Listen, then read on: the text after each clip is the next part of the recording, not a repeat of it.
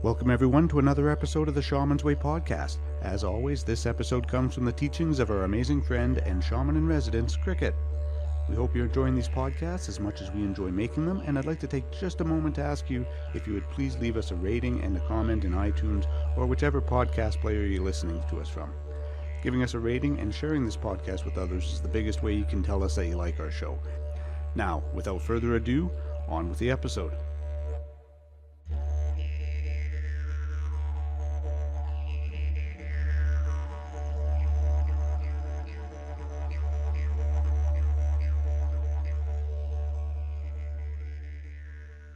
Well, hello to my constant listener. Welcome back to my mental meanderings. Welcome back also to my semi-constant listener. I wonder if you tuned into Wolverine thinking that maybe I had taken on DC Comics and shamanism. Alas, not to be. And hello to my very first baby listener, the brand new listener. Thank you for coming and sharing your precious time and your precious mind space with me as we wander through the exceptional physical attributes of the Wolverine and how and when you may or may not have a Wolverine in your own spiritual reality. Pop culture has made the terms Wolverine and Badger legendary. Wolverine, often identified as the razor-clawed member of X-Men, and Badger featured in a Flash cartoon that became a huge internet fad. But these two are more than participants in pop culture. I'm going to speak primarily about the Wolverine, but I also want to bring in the energy of the Badger. I have had the true pleasure of meeting both a Badger and a Wolverine. However, I can be quite thankful it wasn't on the same day, and each encounter occurred while horseback riding. I thought my encounter with the Badger was a Wolverine. I was so excited. I got home and who happened to be visiting but Uncle Buck. And Uncle Buck was the neighborhood or the village vet. And he was the vet because he knew so much about animals. We would say now he's a naturopathic vet before it was even popular. In the area that I lived in, even if you called a vet, it would take hours for a vet generally to come to you, if they were even able to come to you on that day at all. Anywho, tangent. Buck said, nope, I didn't encounter a Wolverine, I encountered Badger. Well, not to be deterred, and as in true fox fashion, I remained curious. So, of course, I went to the library at my local school, went to the encyclopedia section. Oh, I remember well the smell of rarely used school books, and sure enough, it was a Badger. But I did read about the Wolverine, comparing their pictures. Of course I could because, Badger's in B and Wolverine's in W. And so there's those separate books, encyclopedias in Canada are a little bit bigger than two particular books. Anyway, I went off on a little tangent inside my head. So yes, I figured out what the differences were and what they looked like and what their personalities were like. And it was about a year later that I came upon a Wolverine. It was a cold winter day, and I was riding out past the back quarter, and I spotted this beautiful, deep brown furred creature. And it had these two pale stripes that seemed to originate right at the nape of its neck, and they swept like a paintbrush along each flank, and then they merged at the base of its long, bushy tail. I was stunned. There were these beautiful little orange patches in its throat, and then these adorable, eye-catching white forepaws. But don't get me wrong, there were total alarms going off in my head. This was a Wolverine capable of taking down a moose, or so the encyclopedia said. We were fortunately downwind. Before common sense took over, I stayed quiet and watched as this mighty predator tossed this stick up in the air and then charged and lunged through the deep snow before it fell even further into the deep snow. It was consciously playing with a stick. Even as I talk to you, I don't know if you can feel it or not, but I still have this wide grin that overtakes my face whenever I call that image into memory. So no matter what I have learned in subsequent years, the playfulness of the Wolverine will forever be my heart's impression. The Wolverine and the Badger are furry and they're stocky, and believe it or not, they are mammals from the weasel family.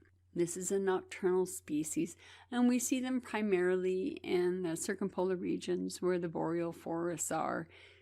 That would be Alaska, Siberia, Scandinavia, Russia, northern Canada, some of the Baltic countries, even China and into Mongolia.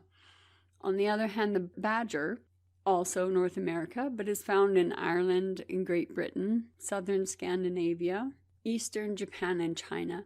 But both of these species, they're really geared to survive extremely cold climates. And of course, most of those people, or most of those countries that I mentioned, they have Wolverine and Badger embedded in their folklore, in their myths, one even going as so far to revere the Wolverine as being the primary spirit, or the spirit that gave birth to this particular group of people. The Wolverine is incredibly muscular and can weigh up to 36 kilos. So for my imperial listeners, that's 80 pounds. And it has a length of almost a meter. Again, my imperials, 36 inches. Its fur is thick, oily, and I love this word, hydrophobic. Now, it doesn't mean anything bad. What it means is it's resistant to water and frost. It has this broad head, and much like the bear, it has small eyes and short rounded ears. And much like the bear also, it has really bad eyesight. I think both of them do. I think the badger also has fairly bad eyesight. And that reminds me of the bear, and that reminds me of the story of the Finnish story of the creation of Osho, the honey bear. Lakshmi was Luani is the goddess of the forest, and she creates bear, and she goes through all of these wonderful things that she's going to give bear, the incredible sense of smell and so on and so forth. And she had used so much magic power and so many gifts for bear that she had so little energy left. When it came to creating the bear's eyes, which were the last thing that she created, they became poor eyes because she had spent all of her magical energy on creating all of the other amazing gifts of bear. So much like the bear, when I realized that it didn't have very good eyes, many years later, after reading the encyclopedia and reminding myself and doing my own research, that much like the bear, who has some similar stories to the Wolverine, not all the stories, and it's referred to as the skunk bear in some regions of Canada especially. That relationship wasn't lost on me. Its legs are short and sturdy and very powerful. They're very powerful. They have 5 toes on each feet. It has very long, sharp, curved claws, and they're semi-retractable, which means they can be partly drawn back in. And they're used for climbing, but primarily for digging. It has very strong teeth, and if you look at pictures of it when you see it curious, it has a large head. It also has a very thick neck and shoulders, and those muscles are really well developed. And these adaptations, these allow the Wolverine to feed on frozen flesh and bone, a survival tactic for the harsh and remote environments in which they reside. Lots of these places have winter 9 months of the year. This has to be these adaptations. Some of the female Wolverines can dig through 15 feet of snow in order to create and begin a den for its own young and for its own survival. The badger, however, is hardly half the Wolverine's mass and slightly shorter. A badger's fur is less resilient to frost, but what this beautiful little creature has done is it devised an underground habitat, and it's actually called a set. This helps the badger to live longer or survive the cold winters more efficiently.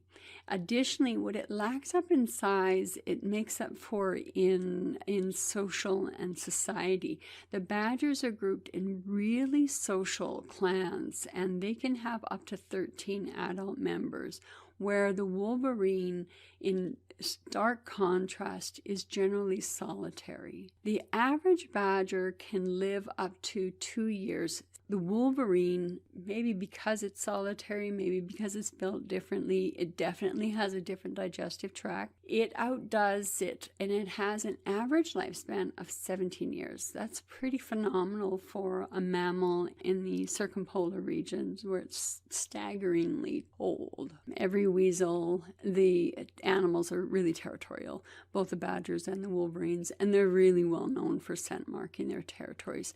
They're really musky, their anal secretions. That's why the wolverine is called the skunk bear. Both species have an infamous reputation for ferocity and strength. In some accounts, they are even considered to be the 2 toughest members of the weasel family. However, the wolverine is more energetic, elusive, clever, and receptive as compared to the badger. Badger excels in physical versatility in ways of digging and swimming and climbing. In terms of hunting and diet, the wolverine is a carnivore. It's more accustomed to taking down medium-sized animals like deer, sheep, even small bear for its prey. The wolverine has a very keen sense of smell, so I have been reading. They have the ability to detect small prey or prey 20 feet under the snow. Natural biologists have recorded the wolverine being able to smell an animal in its den, dig through the snow, and capture it while it is in that hibernation, semi-sleeping state. They will dig down into burrows and will kill those animals. It has large feet in relation to its body size, which are well suited for moving and digging in the snow. So much like a bobcat, who has these incredibly large paws with thick fur, and they act like snowshoes. Much like the wolverine then also has these incredibly large feet. The badger has somewhat smaller feet. They're less suitable for walking on top of the snow, where the wolverine is far more able to walk on top of the snow. So the wolverine does show up in the stories, the myths, and the legends of northern peoples in both the eastern and the western hemispheres. Obviously not to the same extent as perhaps a wolf or the raven would. One characteristic which seems to follow it wherever it goes and it cannot get away from its own nature is gluttony. And some of its names refer to it as glutton or a bear devil. In Scandinavian folklore, it is said to be an aggressive murderer and extremely greedy animal who likes to kill far more than it needs. Both in Scandinavia and North America, the wolverine has a reputation as an effective burglar of food supplies. An old Norwegian superstition says that if you put on wolverine fur, you will become as greedy as the wolverine. There have even been images that I've seen of medieval copper etchings. I have seen pictures of wolverines squeezing themselves between trees when I was doing some digging into what they looked like in the folklore, the myths, or the storytelling. How the authors attributed these etchings is based on the belief the wolverine, after filling up its stomach to the bursting point, again where we have that reference to gluttony, it seeks to squeeze itself between the trees so that the contents of its stomach go somewhere else and emptied the stomach, thereby allowing the wolverine to resume its feast and gluttony. One of the theologians of the 18th century said that a wolverine could even eat straight through a stone wall. Look at that myth, that power of the wolverine. How could they come to that? Anyway, that's enough musing. speaking of that. So Lucian Turner said in his book, and I'll quote it, it's Indians and Eskimos in the Quebec-Labrador Peninsula, Ethnology of the Ungava District. And so Lucian Turner said that Wolverines were seen by Indigenous Americans as embodying, this is in quotes, embodying all the cunning and mischief that can be contained in the skin of a beast, unquote. And I will include a link to that particular book. You can find it. It is known, obviously, as a very ferocious and aggressive animal. If in Scandinavian folklore it's considered a murderer. So it is even said that the bear will turn away when faced with a wolverine. And there is some evidence that their aggression is just for show, although their bite per square inch or their pound per square inch, they have an incredible jaw. They have a very powerful, potent jaw. Some of it, when they are being aggressive, it really is for show, this display performed, not really as a precursor to, oh, I'm going to, give you a good lashing, but to scare away the threat, like a large predator or a human. In some places I've read Wolverine possesses special power, and they are a link between the spirit and the physical world. They were regarded, I love this, as the last phantom of the wilderness, the master of the forest, and a trickster hero to some of the peoples. The fact that there are many stories that refer to it as being elusive and a phantom, the very fact that I came across one riding in the middle of Alberta is not lost upon me, the rarity of it. If I lived further north, or if I lived closer to animal tracks, I may see it more commonly, and there certainly are some beautiful images captured by photographers. It's not lost upon me. Even then, it was not lost upon me what a gift it was to actually see a wolverine, and the ability to see it as playful. If I had encountered it through only stories or through reading about it in books or on the web, I think it would be lost upon me that it is also a playful animal. It is nice to have a personal experience that, although can integrate what is being said about it from a natural's perspective, I can temper it with my first and only experience with the wolverine as very playful on a cold and winter day. In one of the Innu myths, this is the creator of the world, is the one who has the myth of that. Numerous Wolverine traits were held sacred: fierceness, strength, cleverness, endurance, courage, absolutely the ability to stand and hold its ground, hence that jerkiness or that ferocity or that display of ferocity. This is the allure of the quintessential true wilderness, true wildness mammal. What does it mean if you have this wonderful creature show up as one of your spirit kin? I want to go through some of the deep-held ideas. Determine for yourself what does or does not apply. So attitude, do you have attitude? Strength, confidence, resourceful, especially if they're considered to be good burglars. Determined, intense energy. Can you imagine how much energy it would take to dig through 15 to 20 feet of snow? Wild and untamed, silent and secret observation.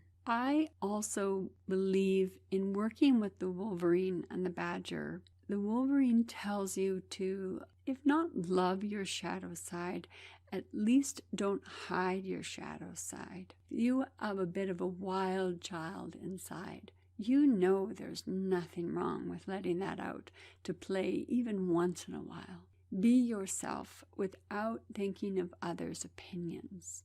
If that Wolverine is one of the animals that you really groove with or you've just found, perhaps investigate what it is if there's something that's holding you back. Do you have to fight something that's holding you back, or can you adapt to it? This is your choice. It's like digging your burrow. And if you encounter very large roots, do you fight the roots and take them out? Or do you adapt and dig your burrow through those roots that are healthy? Your choice. The Wolverine and the Badger, they both play roles, key roles in my extractions. The Wolverines especially have that very keen sense of smell and the long semi-retractable claws. These claws come into my fingers, especially if I'm digging through the rib cage and through into the diaphragm area. And those long claws are good for digging out the diaphragm and moving in through the liver. And when I need to get through the rib cage, I can feel getting underneath those strong muscles using the Wolverine claws. If I have to go underneath the rib cage to cut some of the holding fibers of the heart, say your heart is kind of stuck to your rib cage and it's not beating fully, then I would use different claws than those of the Wolverine.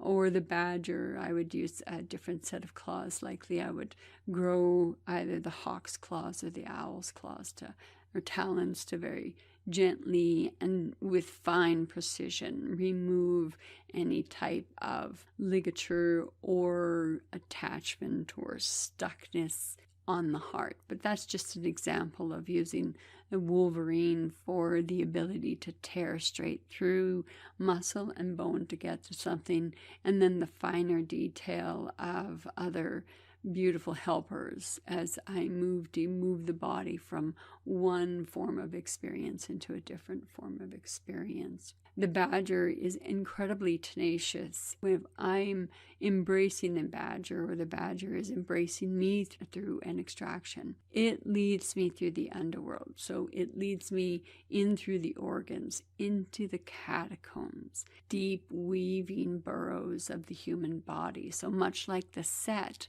long ways of creating homes that the Badgers do in order to fend off the long coldness and build space for the very highly social clans that they live in, then it makes sense that the Badger would lead me through the twists and turns of a large intestine or up the ascending colon and down the descending colon, looking for things that are stuck in the organs of the body. When working with either of these animals, I don't rely on my eyes, for I rely on my intuitive sense. It's interesting that Wolverines are commonly linked with overflowing energy. If that spirit has come to you or is a part of you, is that related to your own physical prowess or your own emotional strength? Either way, when you're around people, do people take notice of you? Embodying the strength of the Wolverine, certainly people would take notice of you. They immediately would sense that power and influence that could be just emanating from that source within you. The dominating presence of such a highly developed predator animal should not be something that you have to be wary about. If this kin and this symbolism doesn't articulate that you are intimidating or a coercive person, it simply means this is something you have access to. It's just that there is this well of energy that draws people toward you. The power that is packed within this can help you in overcoming travails or problems. Perhaps it can tap into your own sense of inner strength. Do you have the courage to face some of the difficulties? If the Wolverine is really around and in your background, it's pretty sure that you can withstand difficulties. More so, the power will help you win against any of those obstacles. And of course, energy is contagious. We all know that. Practice how you can channel these energies externally, and you're able to influence the world around you in a much more positive sense, in a sense of fluidity and movement. perhaps you'll be able to positively inject the room or the energy around you. And I mean positively as in moving it to a higher vibration, moving energy to a higher state of awareness. Sometimes you're able and capable of doing that. Protectiveness. Wolverines are highly protective, and that's a desirable trait to emulate. As humans, sometimes some of us are overprotective, but some of us have to learn how to protect the things that matter to us, much like our own heart, our own voice, our autonomy, our ability to stand in our place. Even though it may seem like it's a simple word, not all people are capable of doing these things. And some would forget the importance of securing those aspects and ideations that are really important to you. Autonomy, such as one. This particular symbolism indicates that people with the Wolverine kin can be reliable, and they have your back whenever you need them, as is indicated by the ability of the Badger and the Wolverine to adapt you in rain or shine, in cold or in the heat. It's embodiment of that ability to be adaptable. There's a lot of determination, never really giving up.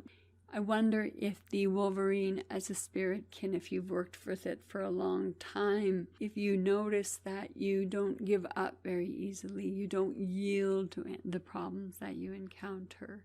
Perhaps you have that sheer determination and persistence, such as the Wolverine, so it allows you to do impressive feats in nature. It is an impressive and agile creature, and they're very rarely afraid. They have this desire to move forward despite obstacles, and they're guaranteed to achieve because they have a passion that drives them. Maybe you need more passion in your life. Maybe calling in this as a spirit kin to you, or maybe asking the Wolverine if these are some of the traits that you would really like to work with. Maybe asking a Wolverine to walk with you even for a little ways. And if you already have this in your world, can you see some of the things to watch for and to engage in deepen relationship with? They're incredibly resourceful. One of the most intuitive and ingenious beings that roam the wildlands today. And it has the capability, as I said earlier, to survive in any given predicament. I don't know, but I don't imagine a lot of Wolverines are going to panic because there are so many tools at the Wolverine's disposal, and they can feed themselves and find shelter efficiently, really well equipped for survival, and have a good ability to sense trouble too. So these are the external world's gifts of the internal relationship to the Wolverine. Resourcefulness also negates overconfidence because you know that your resources are not enough. The idea of, boastfulness or haughtiness really doesn't sink into the heart of the Wolverine. So Wolverine really does value that hard work and effort that really does give them the things that they want. I mean, this is a human attribute. This is truly an anthropomorphization of the Wolverine, but I'm trying to get into the smaller crevices of what a Wolverine energy might feel like if you embody that. It has a lot of power and boosts the quality of your soul and your life stances. Enables you to strengthen aspects of your own moral tone. I don't mean moral as in right and wrong, but I mean the instinctual and the integrity with which you stand in, and the integrity of the spirit that you embrace and move forward in that life with. It is us that decide whether or not we're going to engage in them, whether or not we're going to follow them. The other aspects that I want to talk about are a little bit deeper, and that the Wolverine is also a trickster, probably because it has very quick and cunning ways. It is considered that messenger between the real world and the spirit world. As a burrowing trickster, the smart, wily Wolverine moves between the upper world and the underworld with great ease. Wolverine pups are born blind and they weigh less than a pound, but their senses, they develop quickly like any highly developed predator does. Their keen sense of smell can detect food just as little even wee ones. Even though they're blind, the cub Wolverines are highly developed in their sense of feel. So here again, we're referencing that intelligence and that intuition, that intuitive sense. For the Wolverine medicine teaches us to respond to challenges in the life with a great focus. Part of the Wolverine's ferocious ways is its tenacity and its persistence. Once the Wolverine grabs onto something, it digs in with its sharp and long claws and sinks its teeth, and seldom does it let go. This tenacity helps you to guide you to a deeper understanding of your own personal spirit. This medicine is really powerful, and sometimes it's too powerful for a situation. Can Wolverine, much like a warrior, teach you to regulate your relationships, to maintain an even hand, not too hard and not too soft. Learning how to utilize your power in a balanced way is one of the teachings. And because they're cunning, they have the ability to focus intensely and have great tenacity.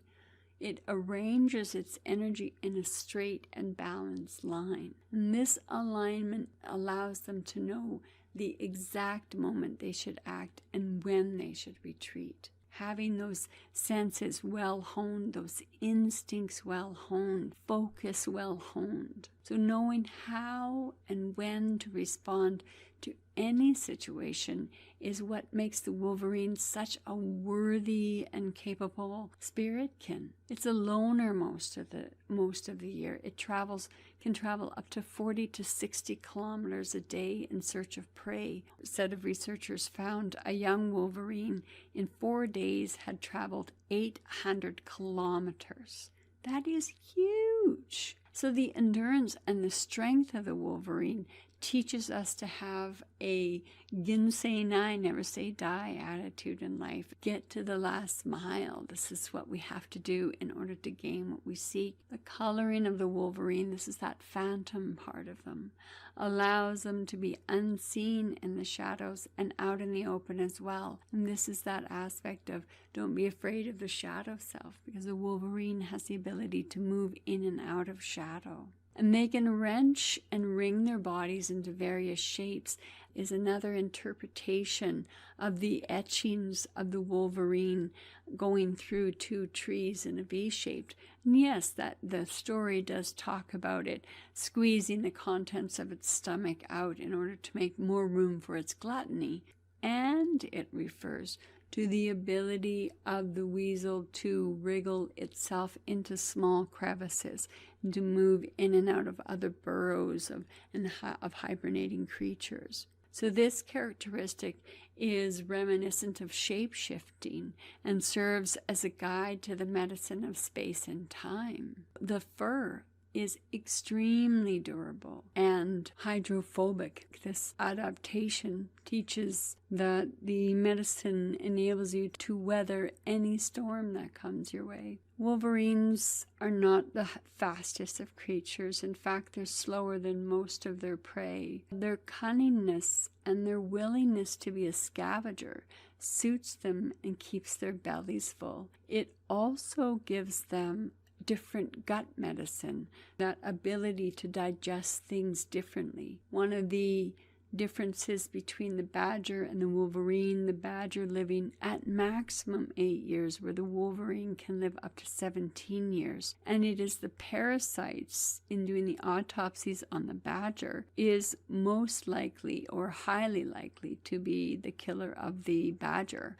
Being one of nature's best survivors, the Wolverine then Does it have the medicine within it to allow you to digest things differently that maybe others don't find palatable? Has that become a defense mechanism? Perhaps what should really upset you doesn't upset you. Perhaps looking at what doesn't upset you that would upset others might give you a different viewpoint into your own emotional resiliency and tenacity and ability to adapt. Being slower, they're known to be one of the best survivors. Make do again with whatever nature provides. There is that focus, clarity, the endurance, the emotional and physical balance, spiritual understanding, the intuitive sense, the intuition as well as that instinctual sense, the cunning awareness. The Wolverine is a master of its own domain and its skills, and its behavior is a great teacher. Wolverine medicine sounds alluring at first, but when we look into intuitive wisdom that it calls for, the ferocity that it calls for, these may not be attributes that you are specifically looking for, and that spirit may not necessarily feel that you need at this point in your life in order to get where you need to go. It never hurts to explore one of the other spirit kin. It never hurts to have a meeting with an animal or a guide or a teacher that may not necessarily be in your realm of spirits that you want to get to know or have in your own medicine wheel.